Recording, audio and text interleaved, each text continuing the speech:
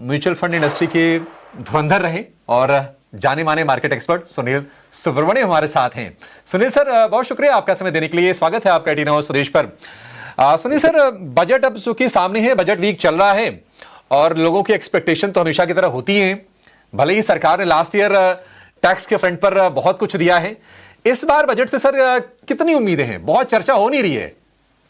नहीं, चर्चा हो नहीं सकती क्योंकि जो आंकड़े अप्रैल टू नवंबर के आए तो उसमें दिख रहा था कि रेवेन्यू की ओर से कम हो रहा है, रेवेन्यू ग्रोथ गवर्नमेंट के लिए, रिसीट्स की ग्रोथ। और बात को आरबीआई के डिविडेंड और पीएसयू के डिविडेंड ने बचा दिया। नहीं तो क्या है कि एक, जितना उन्होंने उम्मीद किया कि नॉमिनल जीडीपी की बढ़ोतरी उतना नहीं हुआ। सेकंड, टैक्स की राहत के कारण टैक्स के कलेक्शन, चाहे वो जीएसटी हो, कॉर्पोरेट और पर्सनल इनकम टैक्स हो, उसमें भी उतना तेज, जितना डोमिनेट जीडीपी का बढ़त है उतना नहीं हुआ।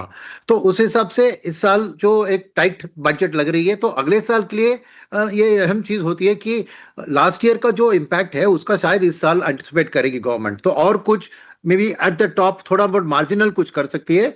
और सेकंड, नॉमिनल जीडीपी ग्रोथ के लिए इन्फ्लेशन का वापसी भी जरूरी है, जो आरबीआई रेट कट करके सपोर्ट कर रही है, मगर गवर्नमेंट की ओर से कंजम्पशन के लिए एक बूस्ट करने के लिए कुछ एक आध कदम उठा सकती है। मगर ओवरऑल मैं कहूंगा कि ये शायद रिफॉर्म का वक्त है रादर देन एक्चुअल नंबर्स में, क्योंकि नंबर्स की तो टाइट लग रही है, मगर रिफॉर्म्स में बहुत कुछ है। पीएसयू बैंक की मर्जर हो सकते हैं, पीएलआई स्कीम का एक्सपेंशन हो सकता है, और फिर प्राइवेट कैपेक्स के लिए और कुछ सपोर्ट थ्रू टैक्स इंसेंटिव्स ऐसा भी कर सकते हैं। क्योंकि अभी जो ट्रेड डील सब साइन हुआ है वहां पे मैन्युफैक्चरिंग को बूस्ट मिली, लेकिन हमारी तरफ से भी डोमेस्टिक इंडस्ट्री को कॉम्पिटिटिव बनना है। तो मेरे ख्याल में ये एक मैक्रो लेवल का बजट होगा। माइक्रो लेवल में एलटीसीजी, एसटीटीटी, ये राहत वो राहत, शायद उम्मीदें भी कम है और ज्यादा होने की भी संभावना नहीं है। तो इसलिए मैं ये बजट को मानता हूं कि डायरेक्शनली एक इंपॉर्टेंट बजट होगा, मगर खास करके ज्यादा एक शॉर्ट टर्म इंपैक्ट एक्सपेक्ट करना उतना अच्छा नहीं होगा। हो गया तो मुंह में शक्कर, तो अच्छी बात होगी, मगर उम्मीदें सब पार्टिसिपेंट्स की भी उतनी नहीं है। सर, उम्मीदें तो नहीं है, लेकिन सरकार देखिए कुछ न कुछ तो करेगी।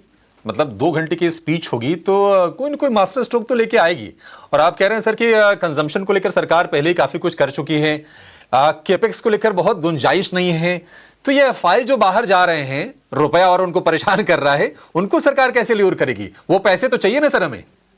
देखिए, हमें एफआईएस का पैसा कम चाहिए, एफडीआई का पैसा ज्यादा चाहिए देश को चलाने के लिए। मार्केट ऊपर जाए नीचे जाए गवर्नमेंट को कोई फर्क नहीं पड़ता है ना। हाँ। गवर्नमेंट को इकोनॉमी की बात तो एफडीआई के लिए फिस्कल डेफिसिट को काबू रखना, 4.4 प्रॉमिस किया है उसको डिलीवर करना है, और अगले साल के लिए एक इंप्रूवमेंट दिखाना है उस पे भी। और नया जो टारगेट गवर्नमेंट ने लिया है, central government borrowing as a percentage of GDP, तो लॉन्ग टर्म में उसको 50% टारगेट करेंगे, तो उसमें भी शायद 55, 54 ऐसा एक डायरेक्शन दिखाना है। तो फॉरेन रेटिंग एजेंसीज खुश होंगे और उसके पीछे पे एफडीआई आ सकती है। अब यूरोप से देखिए, ट्रेड डील के कारण मेरा मानना है कि यूरोप से भी एफडीआई आ सकती है अभी, क्योंकि कारखाने इधर लगाने से उनको वापस री एक्सपोर्ट करने में फायदा हो सकता है। तो एफडीआई की वापसी मेरे लिए इंपॉर्टेंट है। आप एफआई के बारे में पूछ रहे हैं कि सिंपल सी बात है ना। देखिए, हमारी ओवरऑल अगर पी रेशो ये सब तो देखें, वैल्यूएशन सबको पता है, मगर एक इंपॉर्टेंट ट्रिगर जो होता है उसको कहते हैं वॉरेन बुफेट इंडिकेटर, जो है मार्केट कैप टू जीडीपी। और इंडिया का लॉन्ग टर्म एवरेज रहा है 100%, यानी बट अब 135 पे चल रहा है। मानते हैं कि ये FY 25 की जीडीपी को लेकर कर रहे हैं, तो 26 का जीडीपी ले लें तो शायद 125%, मगर लॉन्ग टर्म एवरेज 100 है। तो ये हमारी वैल्यूएशंस अभी भी हमारे लॉन्ग टर्म कंपैरिजन में, और बाकी के देश तो मत पूछिए, चाइना का 80% पे है market cap to GDP, US का तो 200 से ज्यादा है, मगर यूएस और कनाडा को छोड़कर हम थर्ड हाईएस्ट है इन टर्म्स ऑफ वैल्यूएशन। तो इसको जस्टिफाई करने के लिए मार्केट में तो करेक्शन आ नहीं सकती, बिकॉज डीआईएस का सपोर्ट इतना मजबूत है। तो एक ही चीज है, ग्रोथ को आना वापसी। तो ये ग्रोथ ट्रिगर्स को ढूंढ रहे हैं। शायद ये डील की अनाउंसमेंट, मैंने देखा कि कल भी एफआईएस बेच रहे थे, तो खाली अनाउंसमेंट से कुछ हुआ गया नहीं, ईपीएस ग्रोथ में दिखना चाहिए। और अब तक इस साल के अर्निंग सीजन ने भी देखे, लेबर कोड का इंपैक्ट ये वो आकर उतना खास नहीं हुआ है अभी तक जो अर्निंग सीजन है। तो मेरे ख्याल में एफआईएस के लिए अर्निंग्स की ग्रोथ की ट्रिगर वही सिंगल है। शायद यूएस का ट्रेड डील भी हो जाए तो उससे थोड़ा उत्साहित हो सकते हैं एफआई, मगर ultimately FI money is a slave to हमारी अर्निंग्स, बिकॉज उसी बेसिस पे इंडिया का valuation compare to other emerging countries उनको जस्टिफाइड लगेगा। तो ये बात को लेके हम बजट से उनकी उम्मीद है कि कोई नेगेटिव ना आए, नहीं तो नेगेटिव कुछ आ गए तो और भी सेलिंग हो सकता है। तो बजट से उनको शांत रखना है, यही कोशिश है, और अल्टीमेटली प्राइवेट सेक्टर की अर्निंग्स ग्रोथ को बढ़त कैसे होगी ये दिखना चाहिए। और वो इस अर्निंग सीजन के खत्म होते शायद कुछ महीना लगेगा कि अगले साल कैसे लगेगी, तो उसके लिए इंतजार थोड़ा करना होगा मेरे ख्याल में। हाँ, इंतजार थोड़ा करना पड़ेगा सर, बहुत ज्यादा उम्मीदें नहीं कर रहे हैं। हालांकि लोग डिमांड तो कर रहे हैं कि जो स्टैंडर्ड डिडक्शन है जो 50,000 उसको बढ़ा के आप 1 लाख कर दीजिए, LTCG में जो छूट की जो लिमिट है उसको 2 लाख कर दीजिए। अब देखते हैं सरकार कितनी बात मानती है, लेकिन ये बात आपकी बिल्कुल सही है सर कि अर्निंग के बिना फिर फाइज वापस आएंगे नहीं। तो नारा हमारा सबका यही होना चाहिए कि अर्निंग लाओ या फाइज को वापस लाओ, ये है। लेकिन ये अर्निंग पिक्चर आपको सर कैसी लग रही है? ये मुझे बहुत एनकरेजिंग लग नहीं रही है। Q2 की अर्निंग साइकिल में जब हम चर्चा कर रहे थे तो बहुत सारे लोग ये कह रहे थे कि नहीं, Q3 आएगी, चीजें बेहतर होती नजर आएंगी। लेकिन Q3 भी आ गया और अब तक जो 20 नतीजे आए हैं उसमें कोई ऐसी सिल्वर लाइनिंग नजर नहीं आ रही है। आप सर कैसे असेस कर रहे हैं? नहीं, मैं उतना नेगेटिव नहीं हूं, क्योंकि क्या हुआ कि मार्केट ने बहुत सरप्राइजिंगली ये लेबर कोड का वन टाइम इंपैक्ट को फैक्टर नहीं किया, इसलिए नाराजगी है। अगर वो लेबर कोड की जो इंपैक्ट है वो वन टाइम है, उसको हटा देंगे तो बस उम्मीद से कमी है, मगर उतना खराब नहीं है जितना कि व्यू बन रहा है। वो एक चीज है।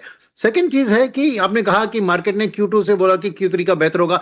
ये मार्केट की सोच होती है। अभी Q3 से Q4 में चले जाएंगे ना, वो एक ऑटोमेटिकली मार्केट फॉरवर्ड में लेके जाती है। बट मेरा मानना है कि जीएसटी का पूरा जो इम्पैक्ट अर्निंग्स के ऊपर, कॉर्पोरेट अर्निंग्स के ऊपर आपको अगले क्वार्टर से ही दिखेगा थ्रू द ईयर, क्योंकि कंज्यूमर ड्यूरेबल्स की जो रिकूलेंट वाली थिंग्स है उनका तो समर में ही सेल्स होता है। अब खाली ऑटो में सेल्स हुआ है, फिर रियल्टी सेक्टर को अभी तक अफोर्डेबल स्पेस में कोई बढ़त नहीं आई है, तो ये सब इस साल में हो जाएगा। तो मेरे ख्याल में डेफिनेटली इस अर्निंग सीजन के एंड में अगर आप FY27 की अर्निंग्स को फोरकास्ट लीजिए, अभी मैं देख रहा हूं कि ऑलरेडी वो थोड़ी 15% के लेवल पे आ रही है गाइडेंस।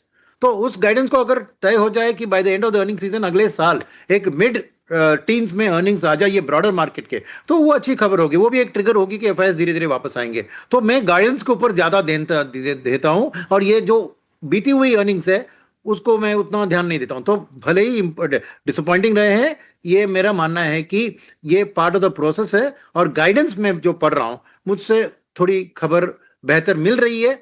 तो मेरे ख्याल में ये सब रिवाइज अपवर्ड्स करेंगे तो पीईजी रेशो जो होता है, price earnings factored in by growth, उसमें एक इंप्रूवमेंट जरूर आपको दिखने लगेगी। तो मैं उतना नाराज नहीं हूं जितना कि ओवरऑल मार्केट पार्टिसिपेंट्स है।